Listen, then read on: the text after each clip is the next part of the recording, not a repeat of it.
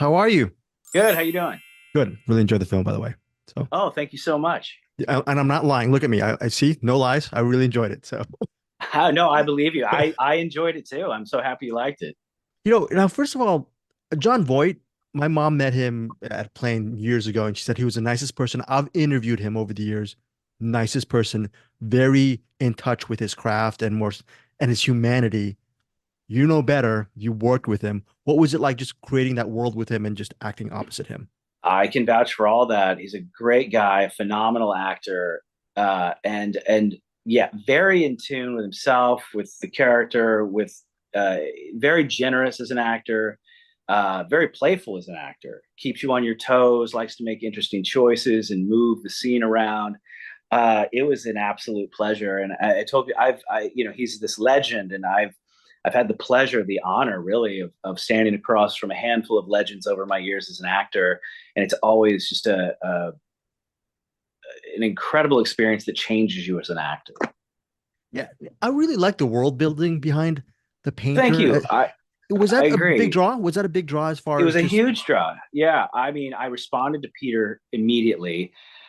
I just, I'm at a place in life and my career where it's pretty easy to play a guy with a haunted past, and we all have our demons and our moments in life that have shaped us, and to take that into a guy who has buried so much. I've tried to in my own life let those things come out and deal with these things that we deal with, whereas this is somebody who has buried major trauma for 17 years and is going to be put in a position when Madison Bailey's character shows up that he is going to Sophia that he has no choice but to sort of let it all out at once. And I wanted to kind of explore what that would look like. and exploring your relationship with Madison. I thought that was really great without giving too much away, where she fits into the narrative. What was it like having her as a scene partner and just navigating the story together? She is talented beyond her years and a very worldly girl. And she was an incredible scene partner. She's very talented, very smart, and really makes really solid choices. And it was a pleasure to work with her. Really enjoyed her working with her, and also just knowing her as a person. She's a very special actor. You know, where was this? Where was the house located? It's a beautiful house. It just, or maybe it's movie magic, but No, it's no, a we just got lucky. It was this really incredible cabin. This guy built himself this beautiful, big, huge log cabin house, really. But that was up. We shot in Vancouver, and I couldn't tell you where it was because I was staying, in central Vancouver at a hotel. They had me all squared away, and we had to drive. It was about an hour and a half away from where I was staying, so I couldn't tell you exactly where we were. Way outside of town, up you go up this hill a bit in a mountain, and it was that record snow. Vancouver had never seen snow like that, and it just so happened to be snow covered. And when we first started filming, I was like, I mean, what are we going to do when the snow melts? And luckily it never did. And so we just got this beautiful snow covered cabin house that we got to be in the whole time. It was cold always, but it was worth it to have such a beautiful, beautiful location. acting is one thing, but doing the choreography for something like this, does that feel like another job? Because it just seems like so It's much. very separate.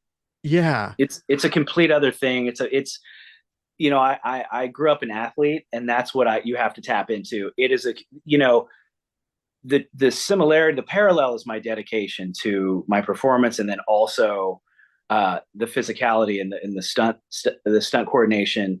You have to have that same drive, and you have to want to compete because it's very challenging mentally and physically to learn and perform those sequences. Not just the dance part of the stuff, the choreography, but I'm a huge fan of this movie called The Hunted, where it's Benicio del Toro and Tommy Lee Jones. They're Tommy Lee just Jones, yeah, of they're course. they're knife fighting, and Oh, I can you the knife fight. Yeah, it's so much fun to learn those, and those routines are so cool. And when you see it on screen, and what's so interesting is that it's me versus this henchman, and I'm doing this and killing him. But at the end of the day, we're hugging because we've been rehearsing together for weeks, and it's your partner. It's such a cool thing.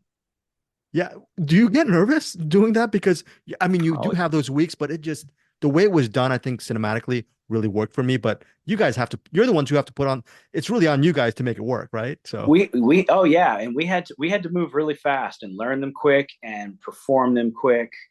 We didn't have a ton of time even when we were shooting them, so we had to get them right. So there was a lot of pressure, but everybody rose to the occasion, and we really just made it happen. I'm so proud of the movie. I would like to see you guys again in another installment of The Painter. I know obviously it can be a closed story and everything should be fine. So that's not a cheat. But is there ever a possibility that you'd be open to that? Because I want to see I'm more of I've that. I've made it very clear I'm open to it. I would love to do a sequel to The Painter. I love this character. I love the I lo- in you mentioned world building. I love the world we created, and that doesn't always happen.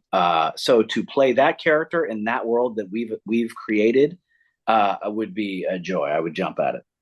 Final couple questions. Just wondering, as an actor, you've done film and television, and as you mature as an actor, do you feel like you're much better than you were before as your life changes and you grow? Does that lend itself to the projects that you do moving forward?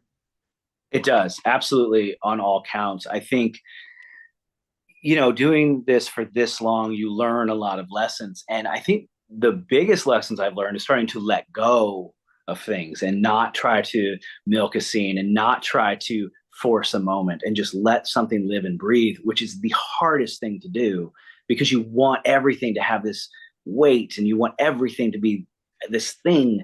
And not everything is this thing. And I think once you start doing that, these moments just start happening. They're beautiful. And when they do happen, they're incredible. And everything's sort of this great moment. And that's, I think, my takeaway. I really do love this movie, and I'm very proud of my performance because I think it's the first time I truly did just let a character live and breathe.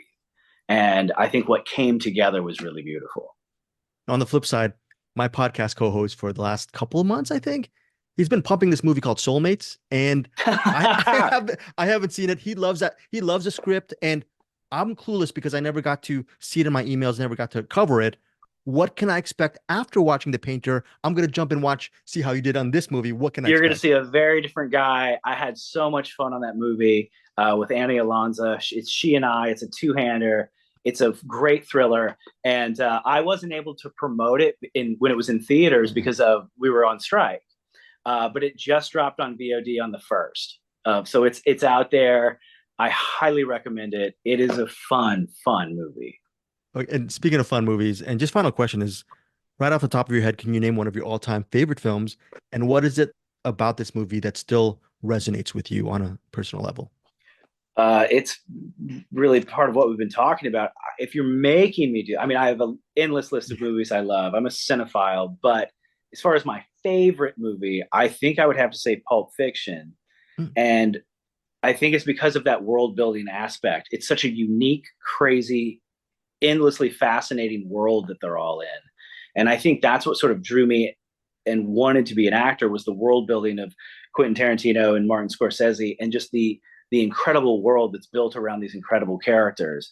And so I think that's like a good reference for me. And also before Pulp Fiction really sort of took hold for me, True Romance before that I came love that out movie. was really sort of the first movie that changed my scope on like, oh wow, movie, this is the coolest movie I've ever seen. And wouldn't it be cool to live in that world? And then Pulp Fiction came out, and I was totally in. I didn't even know Quentin Tarantino had written True Romance until I had seen Reservoir Dogs and Pulp Fiction, and I'm like, okay, so that's clearly who I'm. That's the kind of writing I'm responding to. And but again, I think it's the world that gets created that's so special.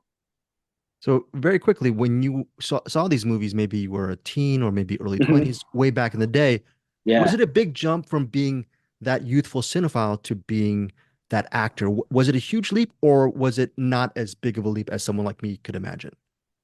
I don't think it was that big of a leap. I think once you make that choice, I mean, I remember watching Pulp Fiction for I don't know the 10th time. I'm probably 17 years old, and around 15, I started thinking like, could people go be an actor?